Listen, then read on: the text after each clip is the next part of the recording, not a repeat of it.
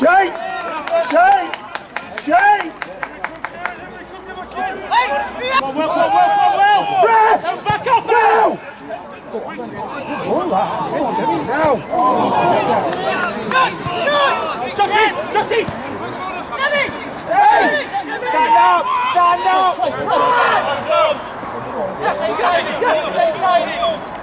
Beside it!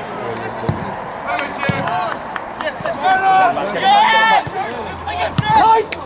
Good! Jackson! Round it! Good work!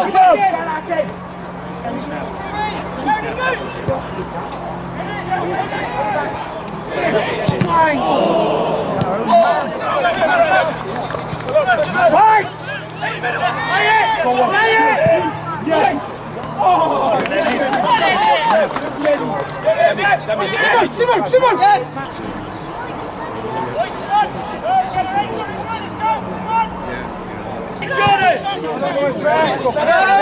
Get up, Karen! Get up again! And again!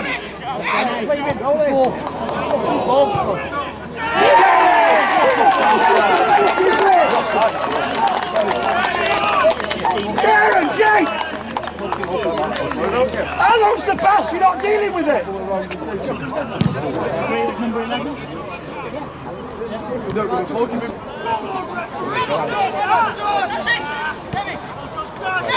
Get him in, Neil! Get him in! Good ball! Get with him! Get in the box! Finish! Oh! Hey, well done!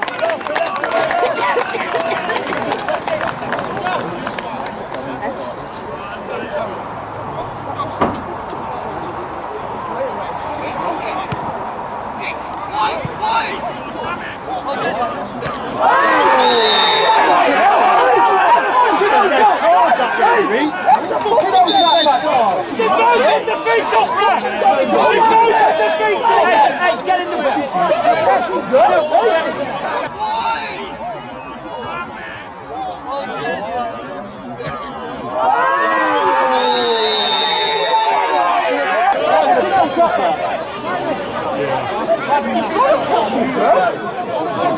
Fucking left! He's fucking gotta go!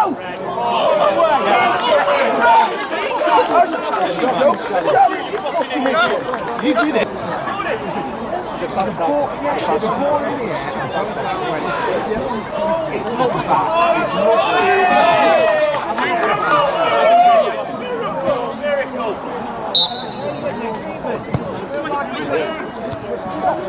Steady! I've got 6. Charlie, well done! Yes, me! Grab the ball! Get up, hey! Fucking hell, we've got 10 as it is! Put it! He's there in the box, not me! Yes! Down the corner, Danny! Channel Jordan! Danny! Stream!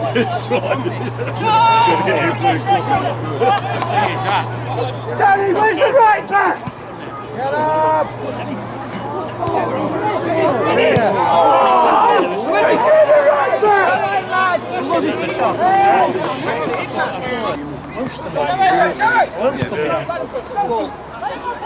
Back post!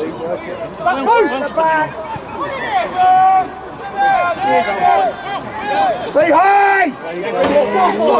Finish it, Sam. Jay! What number is he? Come on, Debbie! What number is he? Left back!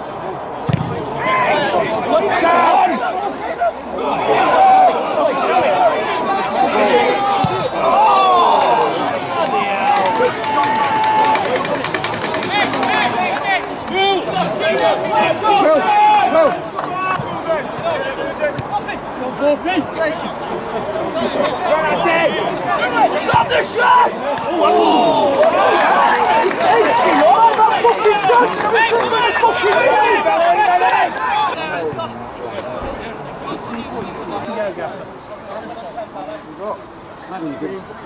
Standing. Talk to it!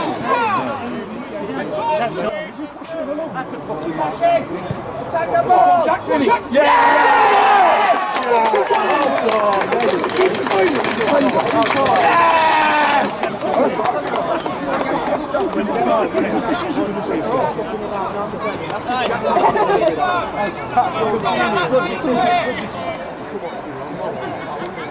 Come on! It's it.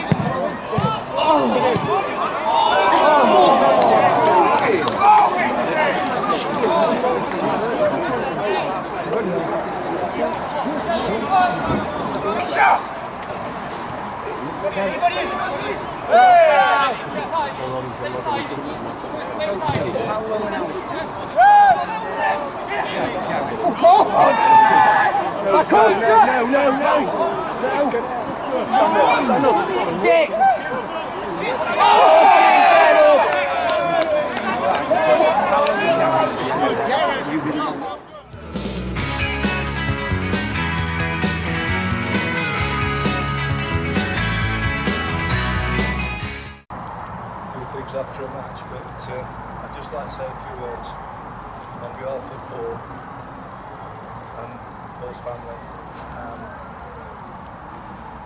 It's a sad loss. I got the message about Paul's death that Monday morning, just coming back off holiday. It was a sad loss. Knowing a great guy as he was for 40 odd years. It's a long time when you've known somebody, and it was even harder when I couldn't get to the funeral. So it gives me an opportunity to say to Paul that we're all going to miss you, mate. You've been a loyal servant to Carlton Town Football Club and Stenton in the earlier days, and you've seen a lot of transition from where we was then to where we are now. And it was Paul's help that we've maintained the strategy and gone through these leagues, and he's been there every minute of the way. And it's sad that he passed away so quickly, but it was peaceful, that's the main thing. And I'd just like to say to his family, thank you for allowing his ashes to be scattered with Chuck. And sorry, I'm a bit emotional. And Bill. Well, Bill and Paul are two great guys, you know, two of my closest friends. So I'd just like to say thank you, and it proves what a great guy Paul was with everybody that's come down today to see his ashes laid at Carlton Town Football Club. So thank you very much for everybody for coming along. Thank you.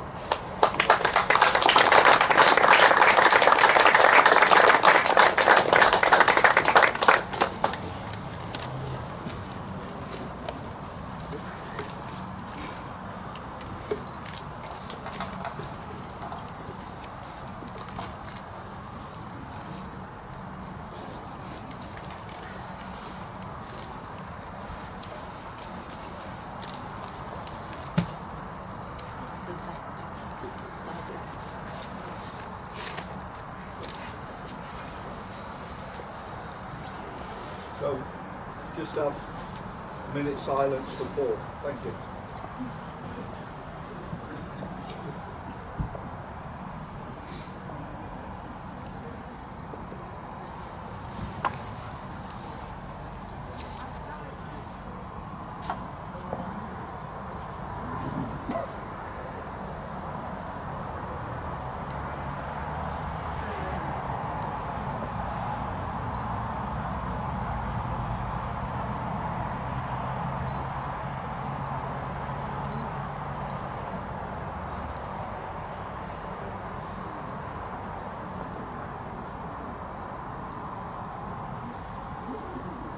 Okay, let's just give a farewell to Paul Shelton applause, thank you.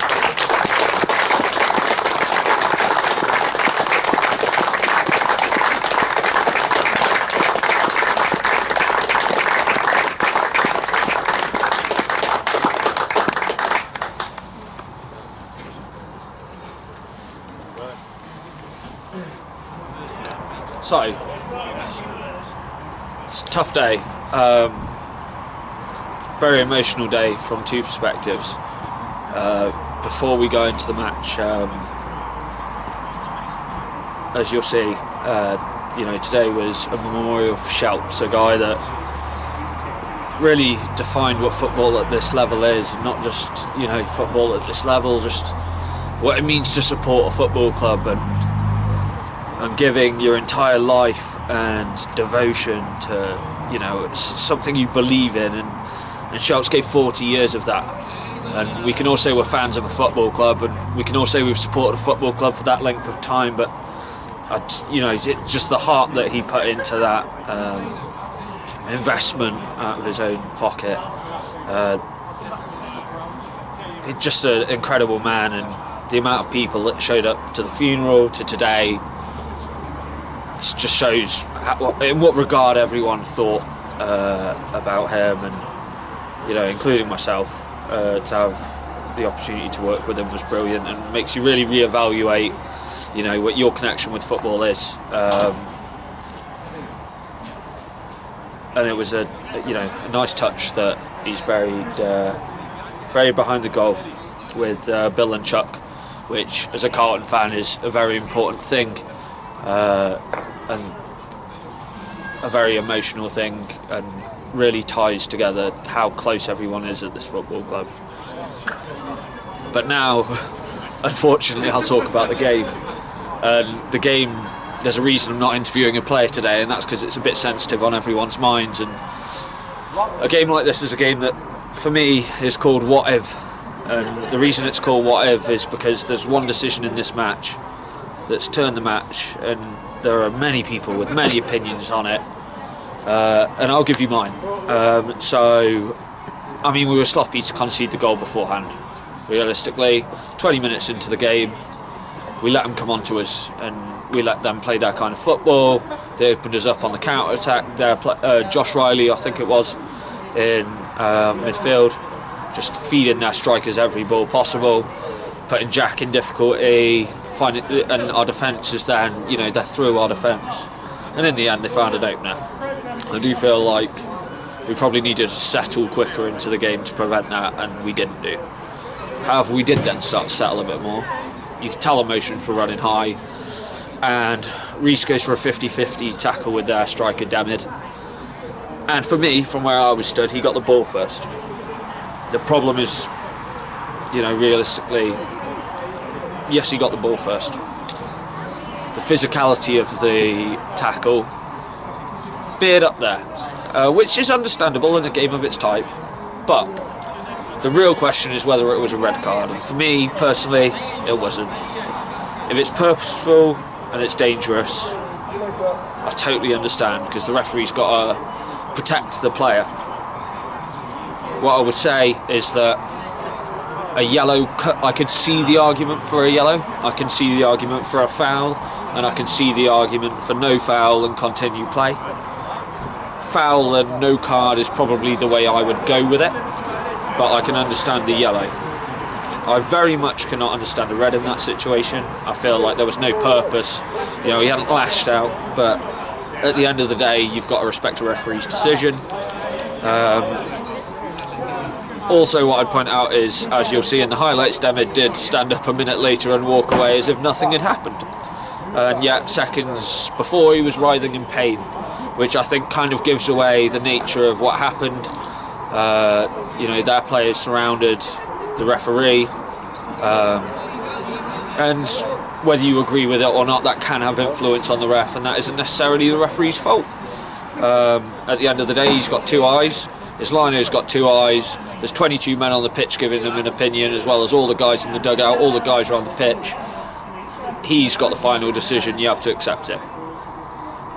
The what if is then what happens after that, because We then actually played better following the loss of a man. Second half, we made a bold decision, taking Jordan off, putting Momoke on, trying to take the set piece side of the game out, bring it down onto the ground a bit more, use Will and Calum to really push the ball, find space, feed Momoke, who might get goals. Their defence kind of sussed that, but we did have opportunity and we really created some nice chances, and unfortunately we didn't find a goal in that period of time. So what's frustrating is to then concede straight after that. If we walk away 1-0, we can all kind of happily sit there and go, well, you know, it's the red card. The second goal is sloppy. We give them a free header, heads it over the keeper. Steggs comes off his line, whether you agree with it or not, but I mean, I feel like the run of their lads should have been picked up. Setting it back, free header, always going to get buried. To me, that then sealed the game. There's no coming back with 10 men and 2 goals down. We did still look like we nicked a goal right at the end of it. It's, you know, our heads didn't go down. But then my worry is why for 20 minutes were at the start of the game were our heads not up. Loughborough were aside today. It was a bing bong game for both of us because 3 points to either side puts us within reach of the playoffs. You know, Alvechurch sit in second on 29 prior to this game. Carlton are on 20, Loughborough are on 22. 3 points makes it a bit tasty for all of us. And we needed to match our intensity of the 70 minutes in our first 20. And I think that's probably where we've let ourselves down. The red card paints a cloud over it, but for me, conceding that goal changed the game anyway. Other lessons to be learned, yes. Unfortunately, Reece, unless we file an appeal, will be out for 3 games. And the next 2 are tough as anything. We've got Stocksbridge in 4th and Cleethorpes in 3rd. The real main thing is that we learn from this, because these are the guys we need to be competing against if we hope to progress up the league.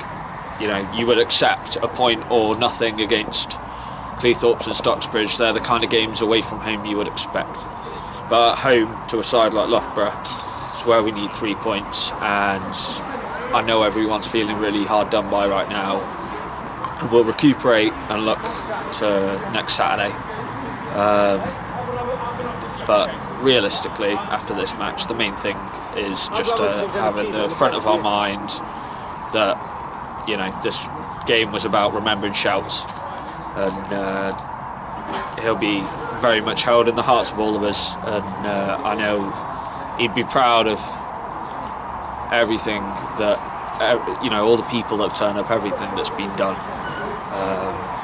and we all just need to take a moment and really reevaluate what we appreciate in football, because that guy summed it all up. Thank you.